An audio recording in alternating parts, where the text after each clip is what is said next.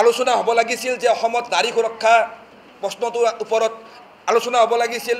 আজিৰ তাৰিখত অসমত নাৰী নিৰাপত্তাৰ বিষয়টো আলোচনা হ'ব লাগিছিল, যে গৃহ বিভাগৰ দুৰ্বলতাৰ বিষয়টো।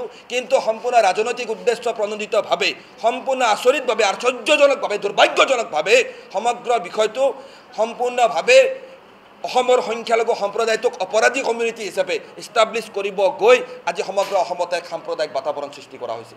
উক্ত ঘটনাৰ পিছতে আমি দেখিবলৈ পালোঁ অসমৰ একাংশ জাতীয় দল সংগঠনৰ একাংশ নেতাই উজনি অসমৰ পৰা মিয়া শ্ৰমিকসকলক খেদি পঠিয়াবলৈ বা মিয়াসকলক খেদি পঠিয়াবলৈ এসপ্তাহৰ সময়সীমা বান্ধি দিলে।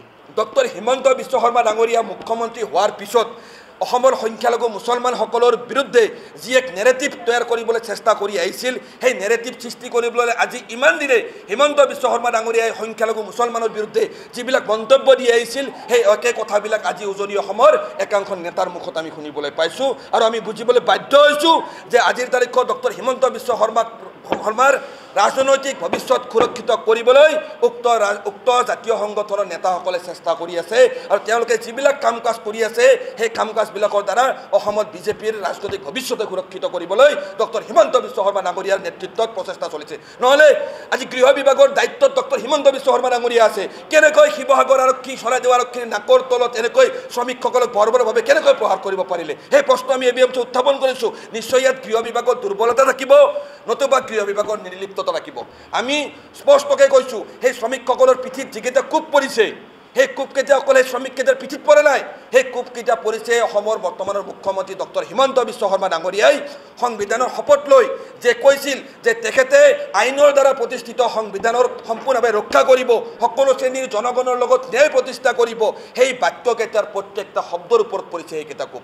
সেই কোবকেইটা পৰিছে সততে অসমত আইনৰ শাসন আছে বুলি দম্ভালি মাৰি থকা অসমৰ DGP GP সিং ডাঙৰীয়াৰ সেই কথাখিনিৰ ওপৰত।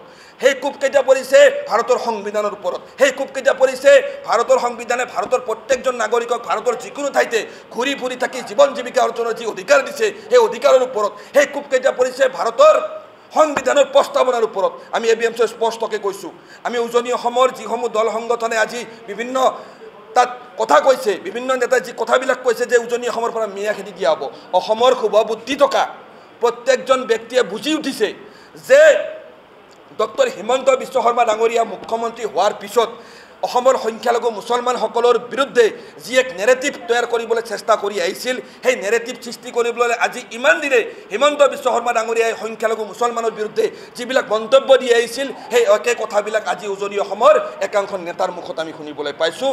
বৈধ ভাৰতীয় নাগৰিকক এইখন অসমত কোনো উগ্ৰ জাতীয়তাবাদী দল সংগঠন নামধাৰী একাংশ নেতাক আমি অত্যাচাৰ কৰিবলৈ নিদিওঁ।